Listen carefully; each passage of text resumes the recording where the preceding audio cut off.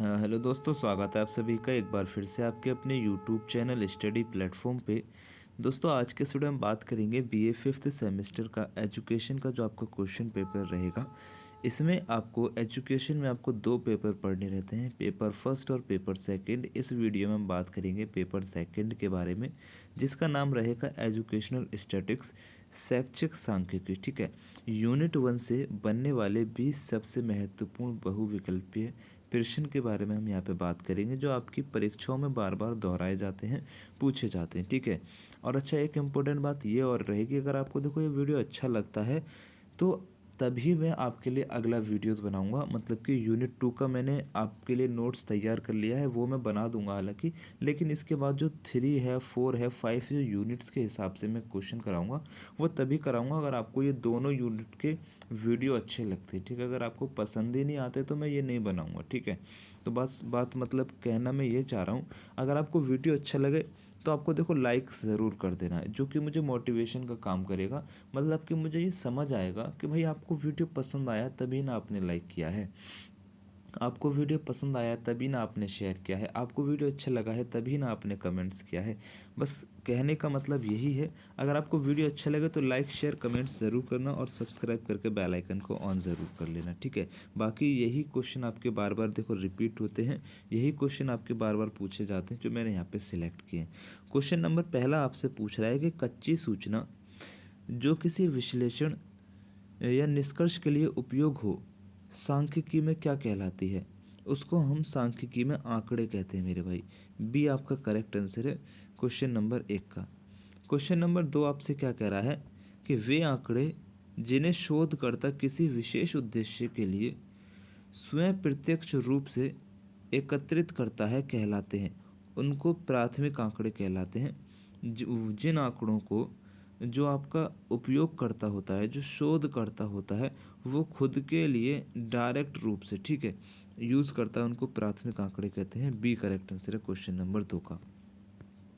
Question number 3 आपसे कह रहा है कि सरकारी अभिलेख, प्रकाशित रिपोर्टों और किताबों से प्राप्त आंकड़े सांख्यिकी में किस प्रकार के होते हैं? तो ये आपके द्वितीयक आंकड़े होते हैं। सी करेक्ट आंसर है क्वेश्चन नंबर 3 का। क्वेश्चन नंबर 4 आपसे कह रहा है कि जिन आंकड़ों को संख्याओं में व्यक्त किया जा सकता है, जैसे कि छात्रों के अंक या ऊंचाई, वे किस प्रकार के आंकड़े होते हैं? तो वो आपके मात्रात्मक आंकड़े होते हैं। ठीक है, बी करेक्ट आंसर है क्वेश्चन नंबर 4 का। क्वेश्चन नंबर 5 आपसे क्या कह रहा है? किसी व्यक्ति के लिंग, जाति या ईमानदारी जैसे गुणों या विशेषताएं किस प्रकार के आंकड़ों के अंतर्गत आती है? तो ये आपके गुणात्मक आंकड़ों के अंतर्गत आती हैं। ठीक है, किसी व्यक्ति की जाति जो होती है, या किसी व्यक्ति का जो लिंग होता है, या किसी व्यक्ति का जो ईमानदारी, ये सारे जो गुण होते हैं ना, मतलब कि इसको आप, जैसे कि यहाँ पे आप क्वेश्चन नंबर 4 में देखेंगे, किसी छात्र का अंक है या किसी की ऊंचाई है, इनको आप नंबर दे सकते हैं कि भाई मेरे 50 नंबर हैं, कि मैं 5 फीट का हूँ, मैं 2 फीट का हूँ, इस तरीके से। लेकिन जाति नहीं कह सकते कि मैं एक जाति का हूँ, कह सकते हैं ना मैं ब्राह्मण जाति का हूँ, ठीक है, मैं यादव हूँ, ठीक है, मैं ठाकुर हूँ, इस तरीके से। मैं बहुत ईमानदार हूँ, इसमें आप नंबर नहीं दे सकते कि मैं 100% ईमानदार हूँ, ऐसा कह सकते हो, ठीक है, लेकिन ये तो नहीं कहोगे मैं 50%, मतलब मैं 50 ईमानदार हूँ। मतलब यहाँ पे आप अपना नंबर नहीं दे सकते, ये क्वालिटी की यहाँ पे बात कर रहा है। ठीक है, तो गणात्मक आंकड़ों में आ जाएगा। क्वेश्चन नंबर 6 आपसे क्या कह रहा है कि वह चर जिसे केवल पूर्णांकों में व्यक्त किया जा सकता है और जिसे गिना जा सकता है कहलाता है, उसको असतत चर कहते हैं। ठीक है, कौन सा चर की यहाँ पे बात कर रहे हैं? वे चर, वो वेरिएबल जिसे केवल पूर्णांक यानी कि होल नंबर में व्यक्त किया जा सकता है और जिसे गिना जा सकता है, उसको कहते हैं असतत चर कहते हैं। ठीक है मेरे भाई, तो यहाँ पे क्वेश्चन नंबर 6 का सी करेक्ट आंसर हो जाएगा। क्वेश्चन नंबर 7 है कि वह चर जिसके मान किन्हीं दो बिंदुओं के बीच निरंतर बदल सकते हैं और उन्हें मापा जाता है, जैसे कि ऊंचाई हो जाएगा, वजन हो जाएगा, वो क्या कहलाते हैं? वो आपके सतत चर कहलाएंगे। ठीक है, क्या कहलाएंगे? सतत चर कहलाएंगे। क्वेश्चन नंबर 7 का बी करेक्ट आंसर है। क्वेश्चन नंबर 8 आपसे कह रहा है जब आंकड़ों का संग्रह एक ही समय में विभिन्न स्थानों या इकाइयों से किया जाता है तो वे किस प्रकार के आंकड़े कहलाते हैं? तो वो आपके समकालीन आंकड़े कहलाते हैं मेरे भाई, ठीक है। जब आंकड़ों का संग्रह एक ही समय में विभिन्न स्थानों से या इकाइयों से किया जाता है तो वो किस प्रकार के आंकड़े कहलाते हैं? समकालीन आंकड़े कहलाते हैं। क्वेश्चन नंबर 9 आपसे क्या कह रहा है कि पिछले 10 वर्षों में भारत की साक्षरता दर में हुई वृद्धि या परिवर्तन को दर्शाने वाले आंकड़े किस प्रकार के आंकड़े होते हैं? देखो, सांख्यिकी में जो कच्चा डाटा होता है ना, उसको हम आंकड़े के रूप में बात करते हैं। तो यहाँ पे आंकड़े से रिलेटेड काफ़ी क्वेश्चन आपको देखने को मिलेंगे। तो आपको यहाँ पे राइट आंसर लगा देना है, काल अनुक्रमिक आंकड़े के रूप में वहाँ पे आप मतलब इनको दर्शाते हैं, ठीक है। क्वेश्चन नंबर 9 का ए करेक्ट आंसर। फिर से पढ़ेंगे कि पिछले 10 वर्षों में भारत की साक्षरता दर में हुई वृद्धि या परिवर्तन को दर्शाने वाले आंकड़े किस प्रकार के होते हैं? तो वो काल अनुक्रमिक आंकड़े होते हैं, ठीक है। ए करेक्ट आंसर हो जाएगा क्वेश्चन नंबर 9 का। क्वेश्चन नंबर 10 आपसे क्या कह रहा है कि आंकड़ों के संग्रह के बाद उन्हें क्रमबद्ध और वर्गीकृत करने की प्रक्रिया क्या कहलाती है जिससे वे अध्ययन के योग्य हो जाते हैं? तो वह आपका हो जाएगा यहाँ पे आंकड़ों का व्यवस्थापन, ठीक है। Question number C correct answer है क्वेश्चन नंबर 10 का। क्वेश्चन नंबर 11 आपसे कह रहा है कि आंकड़ों के व्यवस्थापन की विधियों में संपादन यानी कि एडिटिंग का क्या तात्पर्य होता है? राइट आंसर आपको लगाना है संग्रहित आंकड़ों में त्रुटियों, अपूर्णता या फिर असंगति को ठीक करना।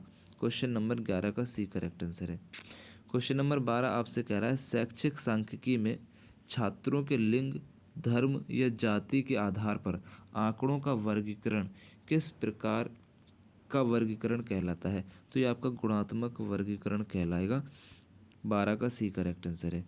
क्वेश्चन नंबर 13 आपसे कह रहा है जब आंकड़ों को पंक्तियों में और स्तंभों में व्यवस्थापित करके एक तालिका बनाई जाती है तो वह विस्थापन की कौन सी विधि कहलाती है?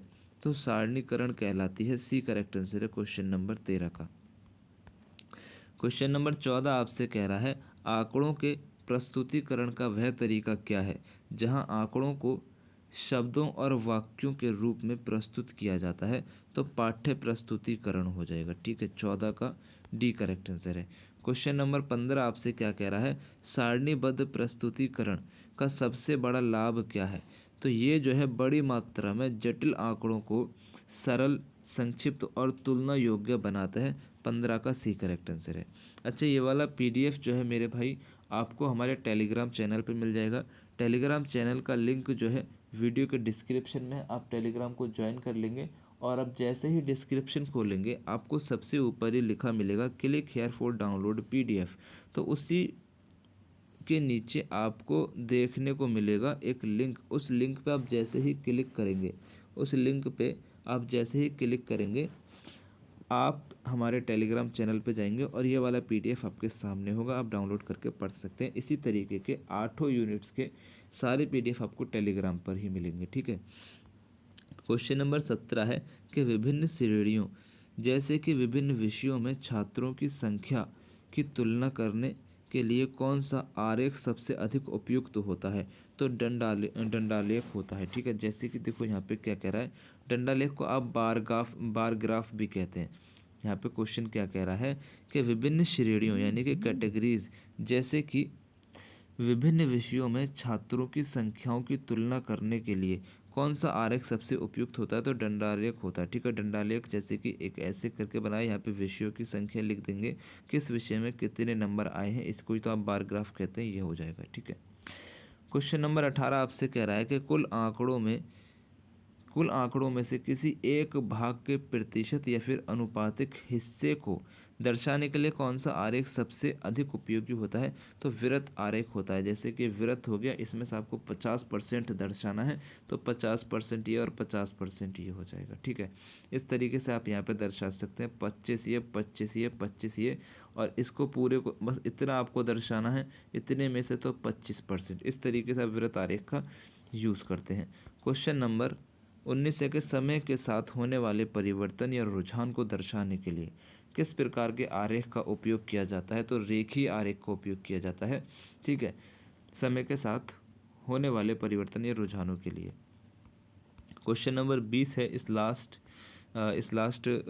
मतलब इस पीडीएफ का लास्ट क्वेश्चन रहेगा आपका, आंकड़ों के व्यवस्थापन में भौगोलिक वर्गीकरण का आधार क्या होता है। तो भौगोलिक वर्गीकरण का आधार होता है क्षेत्र, राज्य या देश, जैसे कि स्थान के आधार पर वर्गीकरण। डी आपका करेक्ट आंसर है क्वेश्चन नंबर 20 का।